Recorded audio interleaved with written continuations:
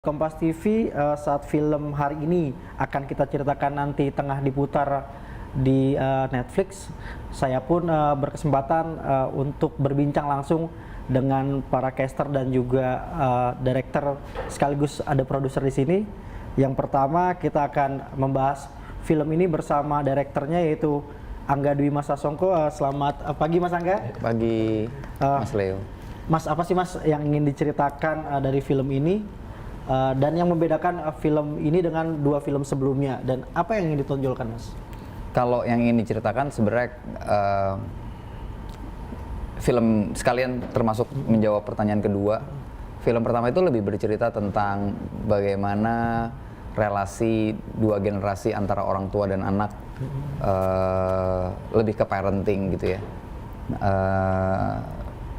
Dan film yang kedua kita bicara tentang Di Jalan Yang Jauh Jangan Lupa Pulang, kita bicara tentang strugglingnya anak yang merantau, yang kemudian menemukan keluarga yang baru, tapi juga masalah-masalah yang mungkin sebelumnya nggak pernah dia bayangin sebelumnya, saat dia masih terkungkung dalam keluarga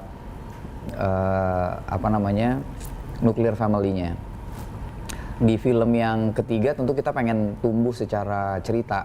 Di film pertama kita bicara tentang nuclear family, di film kedua kita bicara tentang keluarga yang ditemukan. Di film yang ketiga ini lebih personal karena kita akan bicara tentang cinta sih sebenarnya. Tentang bagaimana sebuah keluarga tuh dibentuk dan dipertahankan. Jadi nggak ada yang sulit sih. Ini syuting enak banget sih. Lalu pesan apa sih Mas yang ingin disampaikan Mas Angga dalam film terakhir seri ini, Mas? Susah tuh. Kalau saya sih pengen penonton lebih bisa menikmati film ini dan melengkapi perjalanan menonton mereka dari film pertama, kemudian film ketiga. Bahkan sebenarnya kan ada spin-off, ada Kale, Story of Kale, ada Story of Dinda, dan semuanya ada di Netflix, bisa ditonton 5-5-nya. Dan buat saya ini lebih menekankan kepada sharing experience as a human being gitu, sebagai bagian dari keluarga, sebagai manusia yang tumbuh. Dan kalau ngomongin pesan nggak ada yang spesifik, setiap film punya banyak sekali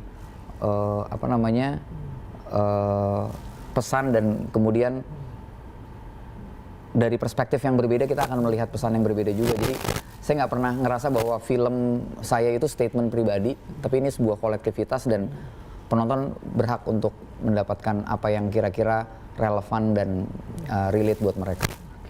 Kita bergeser ke Mas Jordi ini yang berperan sebagai Narendra muda nih, Mas. Ya. Bagaimana Mas Jordi menggambarkan karakter Narendra dalam film ini? Karakter Narendra muda, dia waktu di film ini usianya 25 tahun.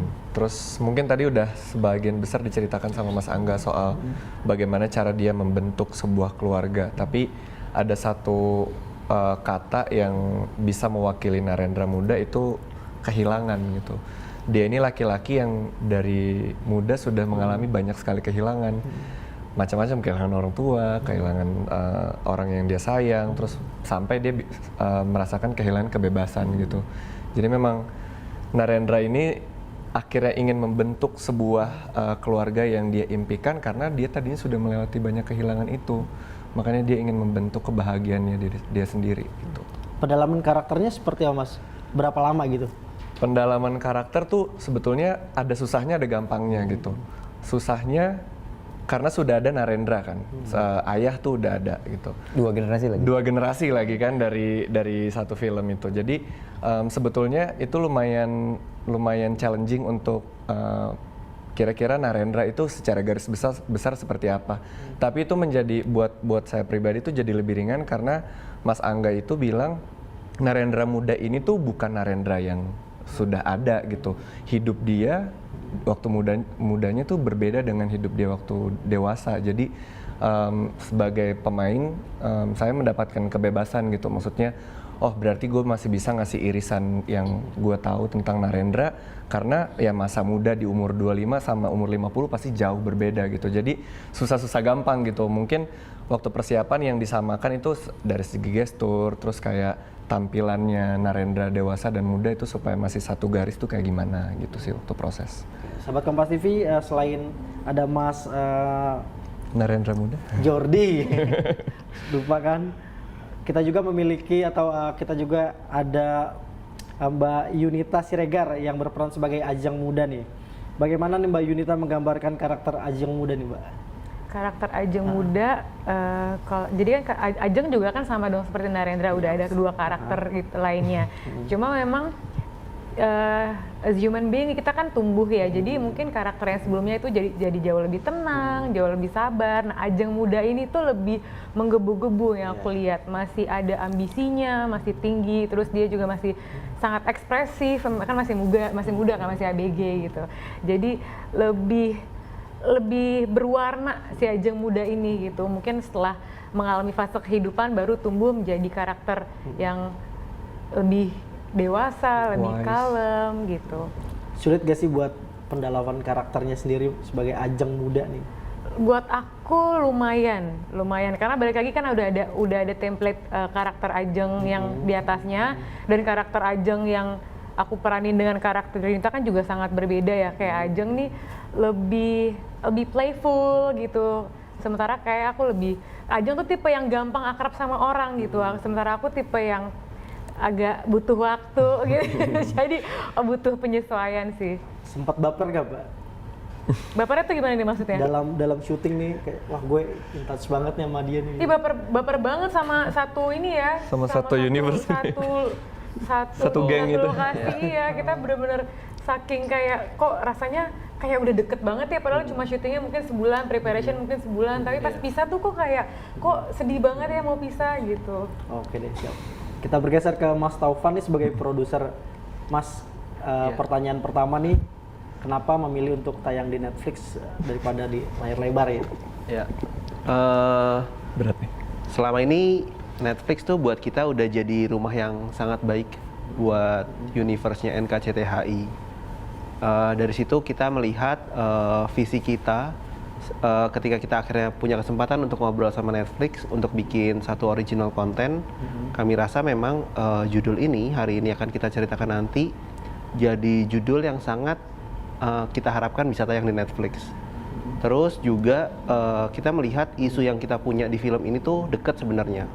Bahkan sering banget sebenarnya diobrolin di dalam rumah. Nah dari semangat itu kita melihat gimana kalau penonton justru merasakan apa yang pengen kita sampaikan, apa yang pengen kita ceritain ya dari dalam rumah, sehingga isu mengenai keluarga, cinta, perjuangan itu semua bisa kembali ke tempat paling intim kita semua, rumah. Lalu Mas kan memiliki dua latar belakang nih. Berapa lama proses syutingnya Mas? Syuting? Ya. Kita syuting 21 hari. Yang kebagi sama 7 hari di Bali, sisanya di Jakarta. Terakhir Mas, harapannya untuk film ini Mas? Harapannya tentang film ini ditonton sama banyak orang. Karena buat kita, mungkin aku nggak mewakili diri aku sendiri, tapi mewakili semuanya bahwa hari ini akan kita ceritakan nanti itu film bersama. Cerita yang bukan punya kita, tapi mungkin punya keluarga kita, punya orang tua kita, dan jadi alasan yang tepat untuk kita mungkin bahkan bicara sama orang tua kita atau saudara kita, gitu sih. Terima kasih Mas Taufan, terima kasih Mbak Yunita, terima kasih Mas Jody dan Mas Angga. Sama-sama Leo. Sahabat Kompas TV, untuk yang penasaran dengan film hari ini akan kita ceritakan nanti, langsung saja nonton di Netflix. Saya Leo Taufik, pamit, salam.